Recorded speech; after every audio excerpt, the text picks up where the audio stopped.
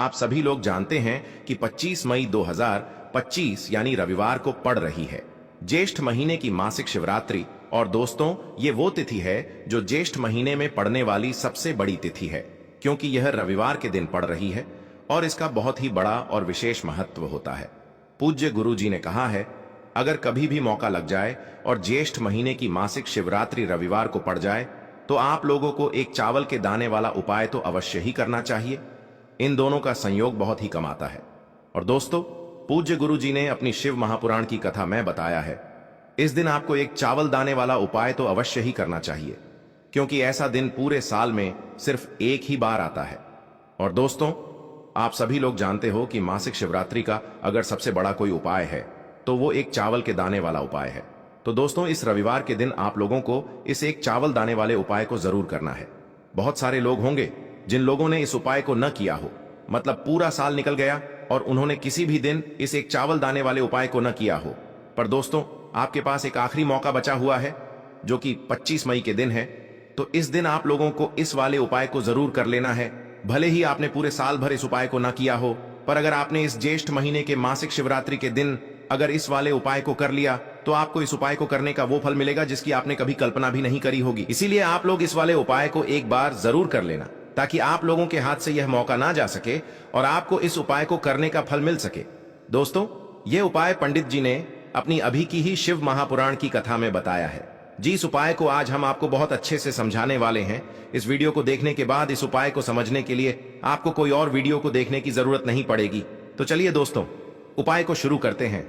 देखिए, यह इस ज्येष्ठ महीने के मासिक शिवरात्रि के दिन यह इतना खास होता है, इतना महत्वपूर्ण होता है। देखा गया है कभी कभी बड़े बड़े पूजा पाठ अनुष्ठान से जो मनोकामना पूर्ण नहीं होते, वो इस ज्येष्ठ महीने के रविवार के दिन एक छोटे से उपाय करने से ही आपकी मनोकामना पूर्ण हो जाती है। और बहुत सारे लोगों ने इस उपाय को किया भी है और उनको इस उपाय को करने का फल भी जरूर मिला है। अगर आप लोग भी इस उपाय को मासिक शिवरात्रि व्रत के दिन करना चाहते हैं तो आप इस उपाय को पहले अच्छे से समझ लेना, सुन लेना, उसके बाद करना। आपको इस उपाय का फल जरूर मिलेगा। और इस उपाय को कर लेने से आपके घर में चाहे किसी भी प्रकार की दुख और समस्या क्यों ना चल रही हो, आपको उसका कारण भी नहीं पता है कि भाई ये समस्या किस कारण से चल रही है, उसका कुछ भी कारण हो सकता है, जैसे पितृदोष हो सकता है या किसी भी तरह का मंगल दोष भी हो सकता है।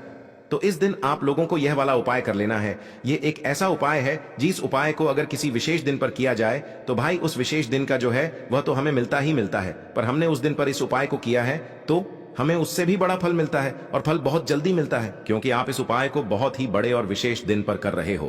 तो चलिए अब उपाय के बारे में बात करते हैं, लेकिन उससे पहले आप लोगों को यह जानना आवश्यक है कि आखिर यह उपाय किस समय करना है, किसको करना है और कैसे करना है।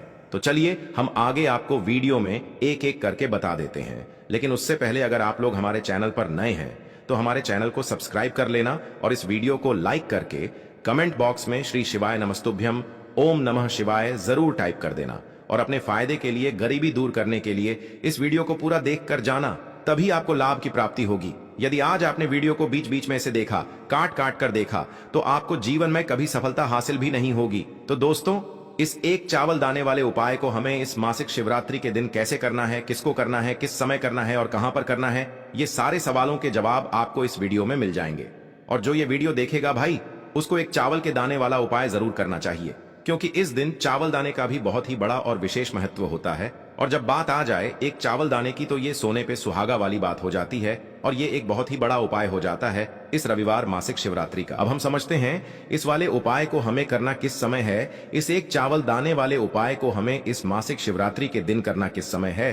तो देखिए, इस उपाय को करने का जो समय है वह सुबह का समय है और शाम का समय भी है। अब देखिए, यहाँ पर हम मुख्य रूप से सुबह का समय नहीं बोलेंगे, क्योंकि 25 मई रविवार मासिक शिवरात्रि का दिन है और इस दिन प्रदोष काल के समय का बहुत महत्व होता है। बाकी अगर सुबह के समय भी करेंगे तो भी अच्छा होगा, उसमें कोई भी दिक्कत वाली बात नहीं है।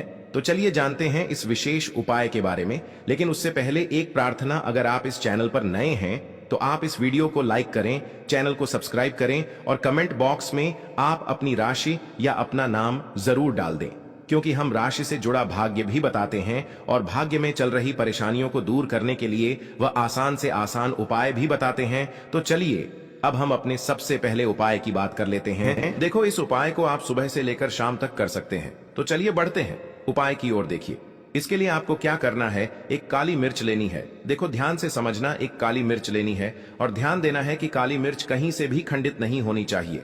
फिर इसके बाद आपको लेना है एक गोल बाती का दीपक। देखिए दीपक आप चाहे तो माटी का ले लें, और यदि आपके पास माटी का दीपक नहीं है तो आप यह दीपक शुद्ध आटा लगा करके एक दीपक बना सकते हैं। बस आपको ध्यान देना है कि उस आटे में आपको नमक या हल्दी का प्रयोग नहीं करना है, ठीक है। तो आप एक बढ़िया सा दीपक बना लें और उस दीपक में गोल बाती लगा करके उस दीपक में आपको घी भरना है। देखो गाय का शुद्ध घी आपको उस दीपक में भरना है। अब क्या करना है, आपको इन दोनों चीजों को लेकर चले जाना है बेलपत्र के पेड़ के पास। देखो गुरुजी ने अपनी अभी की शिव महापुराण कथा में भी बताया था, जो भी व्यक्ति प्रदोष काल में जो भी एक दीपक प्रज्वलित कर देता है उसके घर पर धन की कमी नहीं हो सकती। देखो यदि आपके घर के आसपास कहीं बेलपत्र का पेड़ नहीं है या घर से काफी दूर पड़ता है और आप जा नहीं सकते, तो आगे हम यह भी बताएंगे कि कैसे इस उपाय को करना है। अगर बेलपत्र वृक्ष ना हो तो देखो अब आपको प्रदोष काल में इन दोनों चीजों को लेकर चले जाए बेलपत्र के पेड़ के पास में। अब क्या करना है, सबसे पहले आपको उत्तर दिशा की ओर मुंह करके आपको खड़े हो जाना है और जो आप दीपक लेकर गए हैं उससे आपको बेलपत्र की जड़ में प्रज्वलित करना है। दीपक प्रज्वलित करने के बाद आपको एक काली मिर्च अपनी हथेली पर रखना है और बेलपत्र के पेड़ का आपको 5 बार परिक्रमा लगा लेना है। और यदि आप परिक्रमा बेलपत्र के पेड़ का नहीं लगा सकते हैं तो आपको दीपक को चारों ओर कुछ इस तरह से दीपक के ऊपर से 5 बार घुमा देना है, मतलब आरती करना है। और घुमाने के बाद आपको उसी काली मिर्च को दीपक में डाल देना है और वहीं पर बैठकर हाथ जोड़ करके आंख बंद करके आपको जो भी आपके जीवन में समस्याएं हैं, घर से लक्ष्मी जी का निवास नहीं है, घर में लक्ष्मी जी प्रवेश नहीं कर रही है, और भी जीवन में जो भी समस्याएं हैं, तो उस समय आपको विनती करनी है, ठीक है। अब इसके बाद यदि आपके घर के आसपास कहीं बेलपत्री का पेड़ नहीं है तो आपको इन सब चीजों को लेकर चले जाना है शंकर जी के मंदिर में। और शिव जी के मंदिर पहुंचकर आपको क्या करना है, आपको इसी एक दीपक को आपको शंकर जी के मंदिर की जो चौखट होती है ना, वहां पर आपको इस दीपक को जलाना है। और दीपक जलाते समय आपका मुख उत्तर दिशा की ओर होना चाहिए। दीपक जलाने के बाद आपको क्या करना है, एक काली मिर्च अपनी हथेली पर रखना है और आपके जीवन में जो भी समस्याएं हैं, चाहे वह समस्या परिवार को लेकर हो या फिर धन को लेकर हो, वह समस्या बोलनी है। और बोलने के बाद आप उसी काली मिर्च को दीपक में डाल देना है और आपकी कामना पूर्ण हो जाए, घर में लक्ष्मी जी का निवास हो, ऐसी कामना आपको कर लेनी है। देखिए शंकर जी की मंदिर की जो चौखट होती है ना, उसमें 33 कोटि देवी देवता निवास करते हैं। यदि आप वहां पर दीपक जलाते हैं तो इससे भगवान शिव तो प्रसन्न होते ही है, साथ ही आपको 33 कोटि देवी देवताओं का आशीर्वाद प्राप्त होता है। और वह सभी प्रसन्न होते हैं जिनकी आशीर्वाद से आपकी कामना 100% पूरी होती है। आप यह उपाय जरूर करिएगा, बहुत ही छोटा सा उपाय है, करके देखिएगा। देखिए अब हम जान लेते हैं गुरुजी द्वारा बताए गए दूसरे उपाय के बारे में। इस उपाय के लिए आपको मात्र 2 लौंग लेनी होगी, यानी कि आपको एक लौंग का जोड़ा लेना है। 2 फूल वाली आपको लौंग लेनी है। लौंग का जोड़ा कहीं से भी खंडित नहीं होना चाहिए, इस बात का ध्यान रखें। इसी के साथ में आपको लेना होगा लाल चंदन का पाउडर। देखिए यदि आपके पास लाल चंदन की लकड़ी है तो उसे घिसकर भी आप चंदन के रूप में प्रयोग कर सकते हैं। यदि पाउडर है तो उसका भी आप अपने उपाय के लिए प्रयोग कर सकते हैं। देखिए चंदन जो है वह तेज का प्रतीक माना गया है और साथ ही साथ जीवन के अंधकार को दूर करने का प्रतीक माना गया है। अब इसी के साथ में आपको मात्र एक तांबे के पात्र के अंदर शुद्ध जल लेना होगा अपने घर से। अब दोस्तों ये तीनों सामग्री लेकर के सीधे